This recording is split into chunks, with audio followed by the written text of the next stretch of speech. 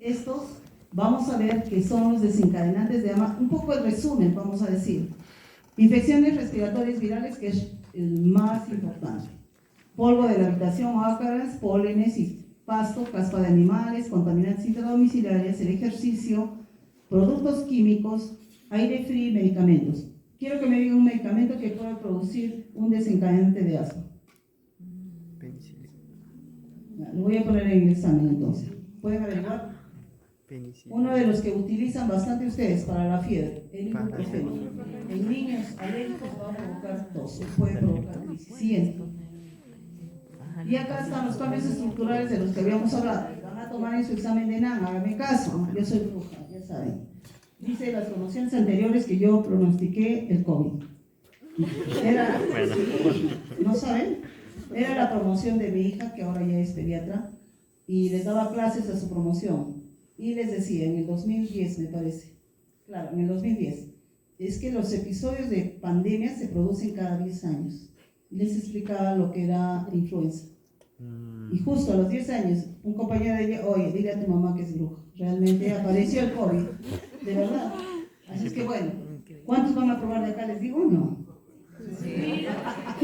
Muy bien, vamos a ver que los cambios estructurales son 4. ¿Pueden leer?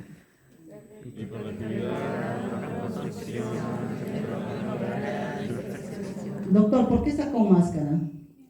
¿Te va a contagiar tu amiga? Estás con resfriado. Quítate, te vas a dormir más rápido. ¿Está resfriado? Muy bien. ¿Cuáles son los 3 que yo les iba a decir que cuando les piden 3 digan y el cuarto es, puede ser o no puede ser? Hipersecreción de moco. Cuando les piden 3 son los 3 de arriba. Si les piden 4, son los 4 que están bien. Siguiente. Muy bien. ¿Cuál es el gol estándar de examen auxiliar para el asma? La espirometría. Espero que no se equivoquen, ¿eh? Voy a preguntar, todo lo que yo digo ahora, hayan asistido o no, todas las carpetas que están vacías, voy a hacer preguntas. Como ustedes vinieron, van a saber. No digan nada a los demás, ¿no? No me pasen esas clases grabadas, por su caso. ¿No? Entonces, todo eso yo pregunto. Todo lo que he conversado hoy día, yo pregunto en el examen teórico práctico. Muy bien.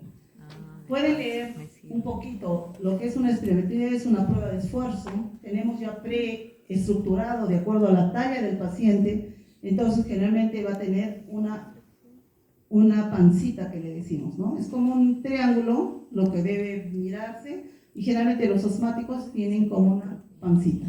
Estudien y lean, repasen esto. Siguiente. Bueno, un poco de la fisiopatología, ya también es lo mismo que hemos hablado hace poco. Siguiente. Las células que intervienen, ¿no es cierto? Y nuevamente la obstrucción, inflamación y la hiperreactividad y qué es lo que produce. Siguiente.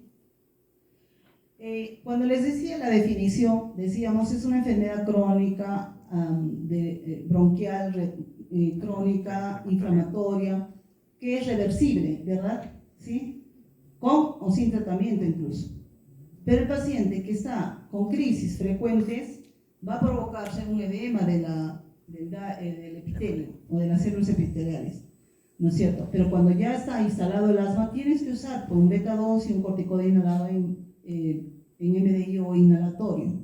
Cuando no lo haces o dejas de usar el tiempo que sea necesario, se va produciendo esto. Por eso los adultos o los neumólogos de adultos nos dicen que los pediatras tenemos la culpa de los EPOC, porque no supimos tratar el asma. Pero realmente es que el paciente no sigue su tratamiento. Entonces va a haber engrosamiento del epitelio después de depósito de colágeno y finalmente hipertrofia. Cuando llegamos a hipertrofia ya no hay vuelta que dar. ¿Estamos de acuerdo? Se va a llamar el remodelamiento de la vía aérea. Siguiente. Y más va a haber células mucosas. Siguiente. Entonces, entre los antecedentes para el diagnóstico de asma es que tengan familiares con asma, personales que tengan episodios de bronquitis o de sibilancias con o sin un periodo de infección viral, que puede haber rinitis alérgica o un eczema atópico, cuadros episodios de disnea, sibilante o que tengan agitación o dificultad respiratoria o tos después del ejercicio. Siguiente. ¿Cuál es la sintomatología? Episodios de sibilancias. La tos generalmente va a molestar en la noche, ¿sí? Va a haber sibilancias, opresión del pecho o dolor de pecho. Siguiente. Entonces yo quiero que se aprendan esto. ¿Cuáles son los 4 signos cardinales de asma? ¿Pueden leer, por favor? Sibilancia, disnea, tos, compresión torácica. Ya, espero que lo digan en el examen teórico práctico, porque yo jalo, por si acaso. ¿Les han dicho o no? Sí, yo jalo. En el examen teórico práctico yo jalo. Ahí había un día que no me contestaba nada, una chica y estaba embarazada, y se agarraba su pancita como para que le tenga pena, pero embarazada no, la cabeza no se embaraza, ¿o sí? No, entonces hay que estudiar. Siguiente. ¿Qué más? ¿Les estoy dando todas las pautas del examen o no? Ah, ya, entonces. Ya, el diagnóstico es lo mismo que habíamos dicho, los antecedentes, los síntomas que ya conocemos, el gol estándar que es la espirometría o una flujometría, y voy a tomar una radiografía de tórax. No siempre se toma o no siempre es tan necesario. ¿Para qué voy a tomar la radiografía de tórax? Cuéntenme. ¿Para qué se les ocurre? ¿Descartar neumonía? Exacto, para ver complicaciones. ¿Cuáles pueden ser las complicaciones? Derrame pleural no tanto, no va a ser lo primero. Complicaciones del asma. Atelectasias. ¿Qué más? Neumomediastino, neumotórax. ¿Sí? Se rompe el pulmón. ¿Y el hemograma para qué lo voy a pedir? Ah, ya. Listo, siguiente. Y la inmunoglobulina E, que no es tan ¿cómo se dice? Es genética, no es solo se debe a Muy bien, acá van a leer porque son las características de la radiografía, de lo que hemos hablado un poquito en bronquiolitis. Acá tienen un poquito. En el examen les puedo pedir, escriban 5 características de qué pasa con la radiografía de un niño con asma. ¿Estamos? Siguiente. Ya las hemos repasado. Hay una clasificación siguiente de acuerdo a la severidad. Esto estaba antes del 2006. Todo por el GINA. El GINA es una comunidad de expertos a nivel mundial. Entonces, nadie se va a aprender todo esto, pero sí tienen que ver qué califica. ¿Cómo se clasifica? Intermitente, persistente, leve, moderada y severa. ¿Y qué síntomas vamos a revisar? Diurnos, nocturnos y la función pulmonar. Eso es de acuerdo a la severidad. Siguiente. Y después del 2006, nos dice Gina que está bien. Se ha sabido ya diagnosticar. Ahora, lo más importante en asma es el control. Porque tú puedes darle inhaladores y no le va bien. Entonces, ese se llama control. Y tienes que revisar por qué no se controla. ¿Qué califica? Síntomas diurnos, limitación a la actividad, síntomas nocturnos que despierten al paciente, necesidad de medicamento rescate, función pulmonar y exacerbaciones. ¿Cómo va? Controlado, prácticamente es muy poco lo que tose o tiene sibilancias. Parcialmente controlado, casi normal, parcialmente controlado cuando entran en crisis. Y prácticamente cuando ya llegan al hospital y con mucha sintomatología va a ser los no controlados. Esto es movible. Va mejorando el paciente y va retrocediendo. ¿Estamos? Siguiente.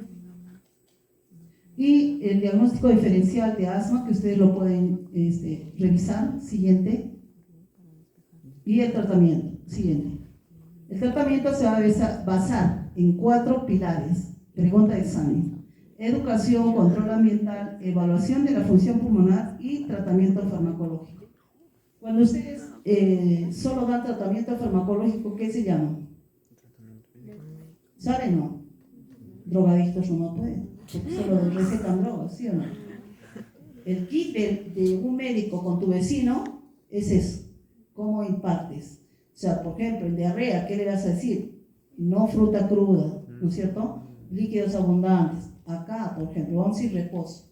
No ejercicio, no comida chatarra, aléjate de los animales, etcétera, etcétera. Y después das tu tratamiento. Porque si solo das tratamiento, vas a fracasar. Siguiente, educación, ¿qué más vamos a hacer? Control ambiental, pueden verlos en las figuras. Siguiente.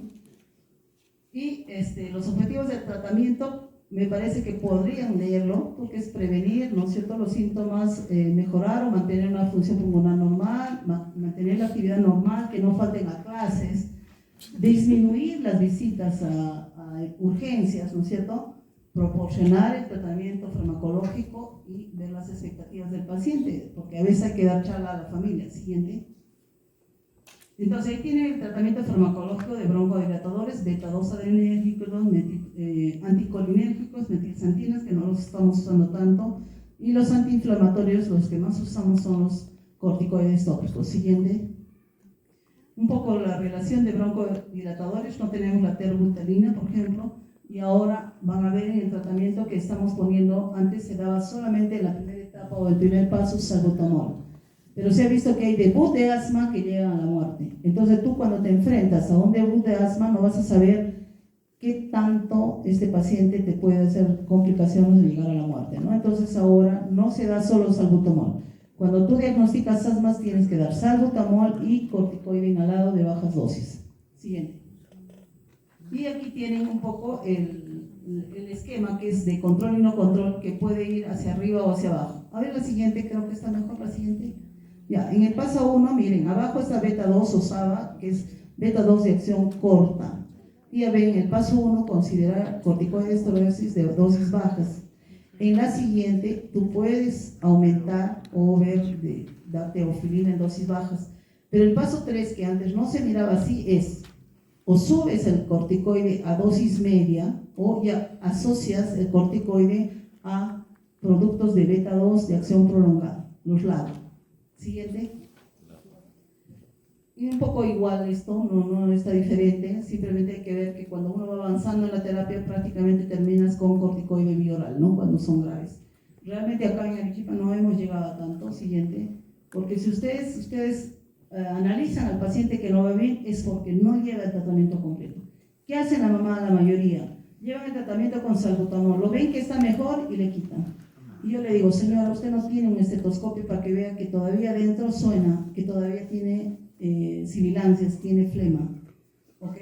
O, por ejemplo, corticoide inhalado, que debe ser en la primera etapa. Si ustedes imponen o lo colocan, es 3 meses seguidos, sin parar, sin parar.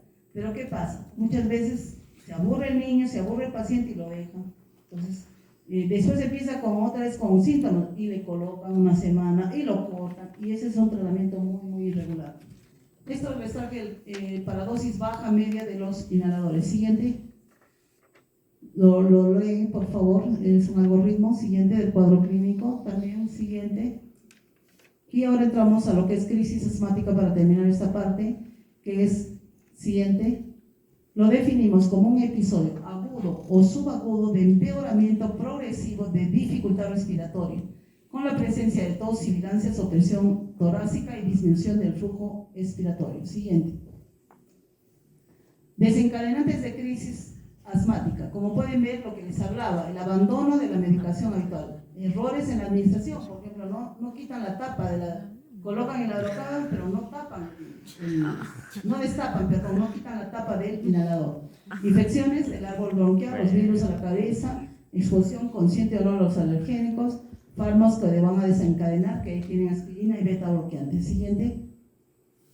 Y aquí tienen en esquema ya los desencadenantes, infecciones virales, olores fuertes, cambio brusco, esfuerzo, estrés, nerviosismo. ¿Cuándo les toca el examen? La próxima, el lunes. 18. ¿Ya están nerviosos o no? Más o menos. Alteraciones de la digestión hasta el reflujo gastroesofágico. Siguiente.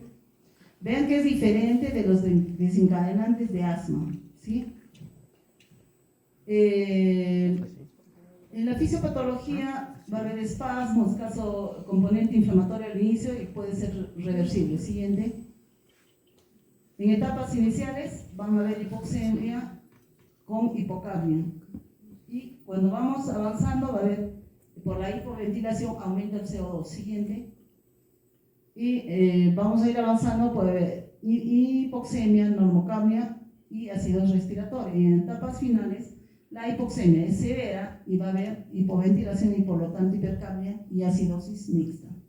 Siguiente. Entre el oxígeno y el CO2, más lábil es el CO2. O sea, más daño te va a provocar que se acumule CO2 a que no tengas tanto oxígeno. El organismo soporta todavía. Siguiente. Y la clasificación de la crisis leve, moderada, severa. Siguiente. Y aquí tenemos una clasificación, leve, moderada, severa y crisis asmática fatal, en la que podemos llegar a la muerte. Ustedes vean, todo lo que se califica, frecuencia respiratoria, disnea, pilates, estertores, lenguaje, si puede hablar o hace frases cortas o palabras aisladas. Las sibilancias, donde están estertores. Recuerden ustedes que es menos grave los sibilantes expiratorios, más grave que sean expiratorios e inspiratorios. Y el tórax silente, que muchas veces vienen pacientes muy graves y han ido a la posta. ¿Y qué le han dicho? No tiene nada, no saben escuchar. ¿Cuántos tienen mascotas? Levanten la mano. Casi todos. Entonces, ¿han hecho la prueba de escuchar el pulmón de su mascota? Sí, tienen que escuchar. Tienen que escuchar a sus mascotas, porque esos pulmones pequeños son como un lactantito. ¿Sí? Entonces, escuchen para que su oído sea... ¿Dónde se van las niñas? ¿De qué? Ok. Escúchenles, les decía, y luego después lavan su estetoscopio, porque acostúmbrense a escuchar lo normal, porque si van al paciente, ¿qué van a escuchar si no saben lo que sus oídos es normal? ¿Ok? También pueden escuchar a sus hermanos menores, a sus papás, por lo menos avísense a lo que es normal. Y esto es lo que usamos el PRAM en emergencia para calificar, ¿no es cierto? Y ver el tratamiento. Avanza, es lo mismo. Siguiente. Y exámenes de laboratorio, lo igual. La radiografía la voy a tomar para las complicaciones. El AGA, porque ya está en insuficiencia respiratoria. Siguiente. Y el hemograma para ver si hay o no una coinfección bacteriana. Una radiografía que está más exagerada que la que le he presentado anteriormente, porque está en una crisis. Siguiente. Lo que es inhalación y nebulización, que muchos confunden. Siguiente. Y el tratamiento: oxigenoterapia, beta-2, corticoides, anticolinérgicos, teofilina en casos severos, sulfato de magnesio, que lo estamos usando bastante. Siguiente, creo que podemos ya. Siguiente, ya lo leen esto, de acuerdo al PIS, el tratamiento. Siguiente. Y aquí está lo más importante. En crisis leve tienen que dar beta-2 cada 20 minutos. ¿Cuántas pulsaciones si quieren? 2 a 4. O nebulizado, 0.15 miligramos por kilo. O el peso por 0.6.